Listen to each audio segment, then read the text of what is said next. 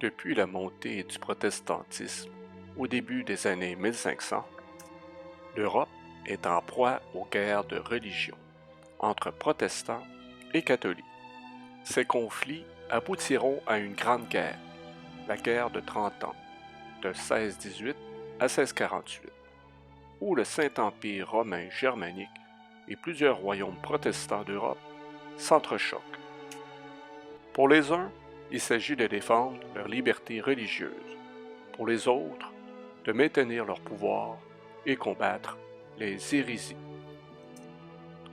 Elle se joue essentiellement sur le territoire actuel de l'Allemagne et ses régions limitrophes. Elle sera dévastatrice et décimera les populations d'Europe centrale. Elle se terminera par le traité de Westphalie, qui donne des droits accrus aux protestants, particulièrement aux calvinistes. Elle est donc un échec pour le grand empire romain germanique catholique et ses dirigeants, la famille des Habsbourg. Au début de cette guerre de 30 ans, un jeune Français de 23 ans, aventureux et solitaire, parcourt la Hollande et l'Allemagne alors que le conflit de cette guerre éclate. Ce jeune Français, nommé René Descartes, est particulièrement doué pour les mathématiques et leurs applications. C'est alors que Maximilien de Bavière l'engage à titre d'ingénieur pour son armée. Au début de novembre 1619, alors qu'il fait un temps maussade et froid, le jeune René se repose dans ses quartiers.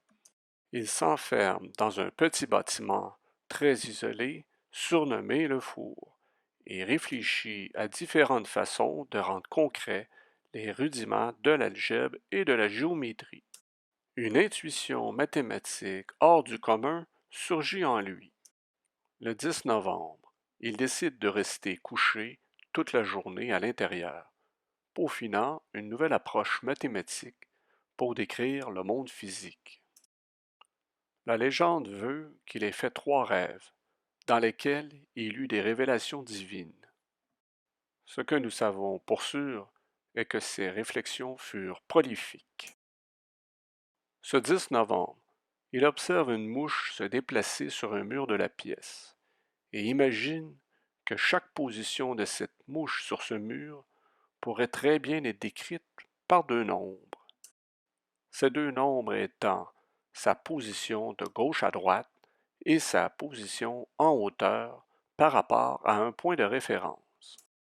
Ces nombres peuvent caractériser de façon non ambiguë toutes les positions possibles de la mouche sur ce mur.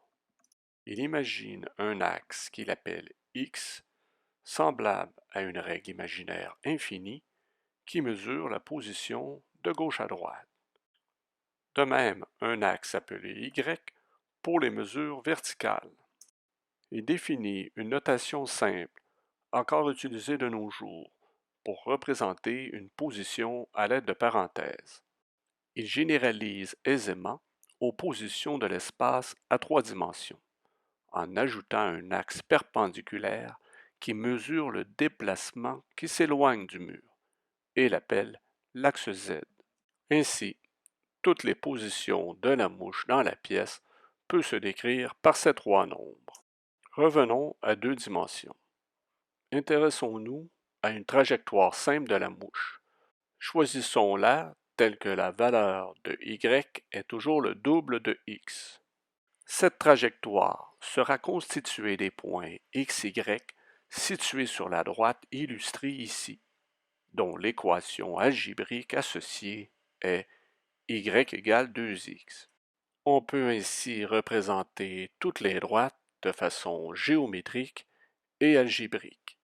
Grâce à cette représentation, les formes géométriques connues telles que les cercles, sphères, ellipses, paraboles, hyperboles, etc., pourront être associées à des équations algébriques qui les caractérisent.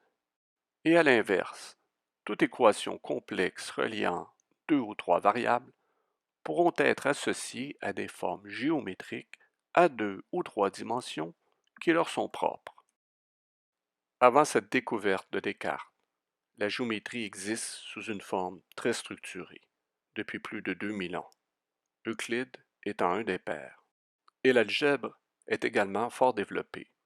On sait résoudre des équations du troisième degré à l'époque de Descartes, gracieuseté de Tartaglia, mais personne n'a réalisé qu'il pouvait exister un lien très fort entre les deux. On dit que Descartes géométrise l'algèbre, ou encore qu'il algébrise la géométrie. Cette géométrie analytique est encore aujourd'hui au cœur de l'enseignement des sciences mathématiques algébriques au travers le monde, et cela depuis plus de 400 ans. Peu après cette nuit de novembre 1619, Descartes renonce à la vie militaire et poursuit son voyage au travers l'Allemagne et Pays-Bas pour retourner en France en 1622, suite à la mort de sa mère. Il vend les possessions dont il hérite. Cela lui permettra d'être indépendant de fortune et de voyager au travers l'Europe pour finalement s'établir aux Pays-Bas, où la vie intellectuelle et la liberté de penser sont bien présentes. Il contribue à cet essor intellectuel, où des groupes de discussion sont influencés par sa science et sa philosophie. Le jeune Baruch Spinoza, qui deviendra un philosophe majeur du courant rationaliste, sera de ce nombre, ainsi que le grand physicien Christian Huygens, dont le père était un grand ami de Descartes. Il termine sa vie parmi le cercle des intimes de la reine Christine de Suède, où une pneumonie aura raison de sa santé fragile. La pertinence de la découverte de la géométrie analytique eût été suffisante pour que Descartes passe à l'histoire, mais ce dernier n'a pas su se contenter de cette contribution. Une de ses découvertes les plus méconnues concerne la physique du mouvement. En effet, le mouvement d'inertie introduit par Galilée a une faille majeure à son origine. Rappelons que Galilée fait rouler des boulets lors de ses expériences, et il imagine que sans frottement, le boulet roulerait à l'infini à la surface de la Terre. Il ferait donc le tour de la Terre de façon perpétuelle. Galilée imagine alors que le mouvement circulaire des planètes est de même nature que celui de ce boulet, et donc ces planètes font le tour du Soleil de façon naturelle. Plutôt que de déduire qu'une force est responsable de ces mouvements de rotation, il croit qu'il s'agit du mouvement d'inertie naturelle des objets. Eh bien, Descartes corrige Galilée à ce sujet. Il réalise qu'une force est nécessaire pour faire tourner un objet au bout d'une corde, et qu'il doit en être de même pour les planètes. Il précise que le mouvement d'inertie doit être la ligne droite, et non pas un mouvement circulaire. Cela peut sembler surprenant, car en général, on enseigne souvent le mouvement d'inertie de Galilée comme un mouvement en ligne droite. Mais Descartes en est le véritable auteur. Bien qu'ayant vécu à la même époque, ils n'ont eu que très peu d'interactions, si ce n'est que Descartes a lu les ouvrages de Galilée, ce dernier étant plus âgé. Mais ils partagent une vision commune du modèle héliocentrique. Lorsque Descartes apprit la condamnation de Galilée en 1633, craignant des représailles à son tour, il décide de ne pas écrire sur le sujet, bien que vivant aux Pays-Bas et étant en principe à l'abri des représailles papales. Quelques années après le procès de Galilée, en 1637, il publie son œuvre la plus imposante, sorte de synthèse de son savoir et de sa philosophie. Il s'agit du Discours de la méthode, œuvre philosophique qui remet en question les connaissances scolastiques de l'époque par une approche rationnelle. Elle inclut 3 essais scientifiques: la dioptrique au sujet de l'optique, la géométrie, essentiellement la géométrie analytique, et les météores au sujet des phénomènes météorologiques. Dans la dioptrique, les lois de réfraction et réflexion de la lumière sont décrites et expliquées en détail. Elles porteront le nom de Descartes ainsi que du néerlandais Wilbrord Snell, qui les découvriront à la même époque.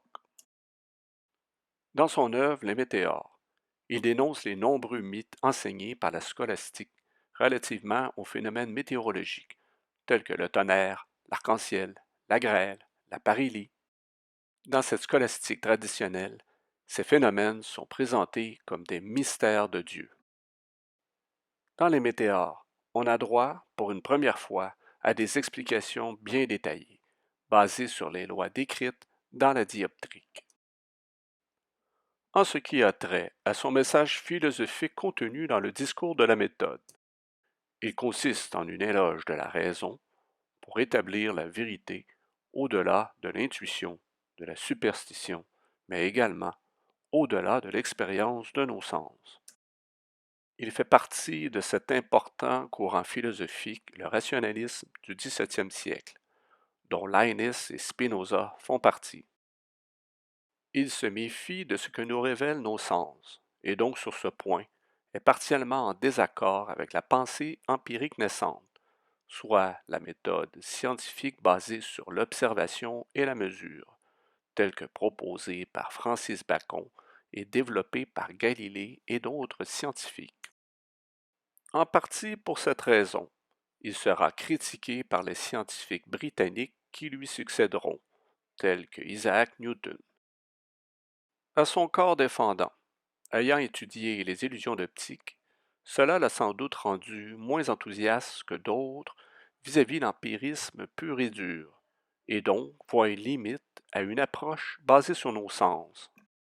Il conçoit plutôt une immense valeur à la réflexion rationnelle, qui lui a tout de même permis de faire cette immense découverte qu'est la géométrie analytique. Somme toute, son discours de la méthode fondée sur la raison a permis de dénoncer une multitude de croyances, de superstitions et de faits non vérifiés. Le premier principe décrit dans la méthode résume bien cette pensée. Ne reçois aucune chose pour vraie, ne prends rien pour acquis, sans que ce dernier ne soit démontré de façon convaincante. Nous aurions bien besoin, encore aujourd'hui, de rappeler ce principe à certaines communautés.